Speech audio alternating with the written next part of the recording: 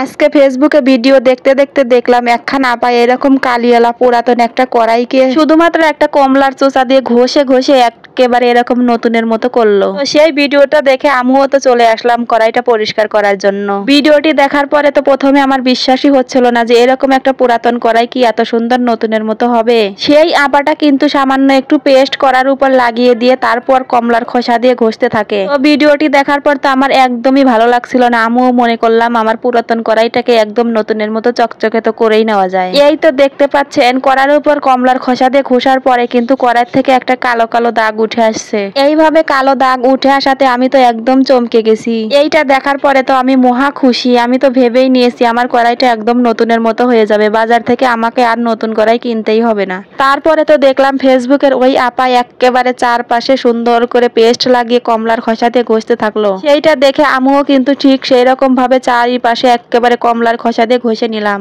তারপর কমলার খোসা দিয়ে কিছুক্ষণ যাবত ধরে কড়াইটা ঘষা হয়ে গেলে এবার আমি চুলার উপর দিয়ে কিছুক্ষণ যাবত ধরে কড়াইটা জাল করে নিব। ফেসবুকের ওই আপাটা ঠিক এরকম করেই কিন্তু করছিল, আমিও কিন্তু ঠিক একই রকম করে করতেছি। এইটা করার পরে যদি আমার কড়াইটা একদম নতুনের মতো চকচকে না হয় তাহলে কিন্তু সেই আপাকে আমার সব পেস্ট গ্যাসের দাম সবকিছু দিতে হবে।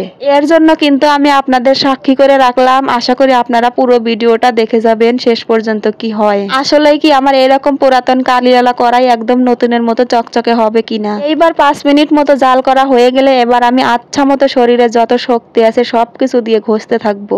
আমাকে এইভাবে করে কড়াই ঘষা দেখে তো আমার হাজবেন্ড বলছিল তুমি কড়াইয়ের উপর ওঠো, উঠে তারপরে পা দিয়ে ডলে ডলে কড়াইটা পরিষ্কার করো। আমিও তো নাসর বান্দা, যে পর্যন্ত কড়াইটা পরিষ্কার হবে না আমিও কিন্তু সেই পর্যন্ত কড়াইটা কিছুতেই ছাড়বো না। আচ্ছা মতো কিছুক্ষণ যাবত ধরে চিৎ করে কাট করে এপিল ওপিল করে কিন্তু আমি সম্পূর্ণ শরীরের শক্তি দিয়ে আমি কড়াইটা পরিষ্কার করে নিচ্ছি। এইবার দেখার পালা সত্যি সত্যি কি আমার কড়াইটা একদম নতুনের মতো চকচকে হবে কিনা। ফেসবুকের ওই আপাটা তো ঠিক এরকম করেই পরিষ্কার করলো। তো আপনাদের মতামত কি অবশ্যই কিন্তু কমেন্ট করে জানাবেন যে কড়াইটা আসলেই সত্যি সত্যি পরিষ্কার হবে নাকি হবে না। যাই হোক, এবার কিন্তু প্রায় আমি 10 থেকে 15 মিনিটের মতো কড়াইয়ের সাথে যুদ্ধ করলাম। এবার আমার ফাইনাল লুকটা দেখার পালা আসলেই কড়াইটা পরিষ্কার হয়েছে কিনা। তো আপনারা কিন্তু একদম দেখতে পাচ্ছেন কড়াইটা একদম পরিষ্কার হয় নাই, ঠিক আগের মতোই আছে। আমি যদি আগে জানতাম যে কড়াই একদম পরিষ্কার হবে না তাহলে তো আমি এই টিপসটা কখনোই ফলো করতাম না। এর চাইতে তো ছাই দিয়ে মাজলে আমার কড়াইটা বেশি পরিষ্কার হতো।